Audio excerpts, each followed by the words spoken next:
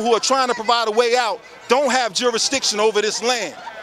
We need to deal with the people who have the actual jurisdiction of this land, and we need to empower them. The same way the gays were able to create a platform for themselves politically and things of that nature, we have to come together as a people. We have to rally behind the people who actually have the authority, or what's going to happen is the same thing that happened in Haiti. Now, for a lot of people to understand what happened in Haiti, when Haiti overthrew the French, all they did was step into the powers of position that the French held.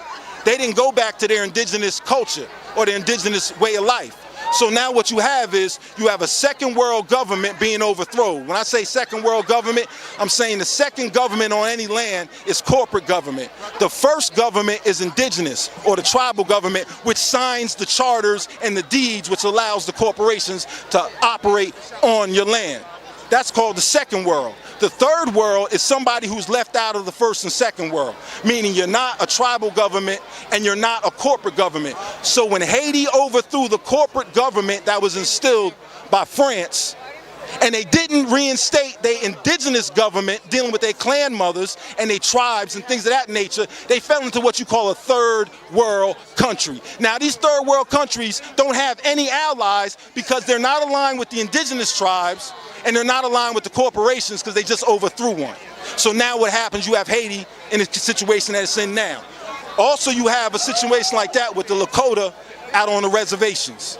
They third world countries because they signed away their indigenous rights, they agreed to go on reservations, and now that they don't have no remedy, right, nobody is responsible for them, they've fallen into a situation of poverty, you know what I mean, and it's worse than any project in any hood you ever been to. And just one more thing I want to say. When we talk about reservations, you go to a reservation, you see poverty, you see churches, and you see liquor stores.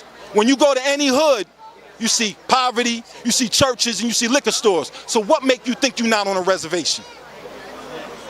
Yeah, that's what's really going on here. And all these other people posturing, trying to push their religion. I ain't never said one word about my people's religion, because I don't have to, because that's personal, right? When I talk about my history, I'm not going to talk about the history of my religion. I'm talking about the history of my people and us having jurisdiction over these Europeans here, right? So ain't no foreign religion going to save you in our situations. That's personal. Keep it to yourself.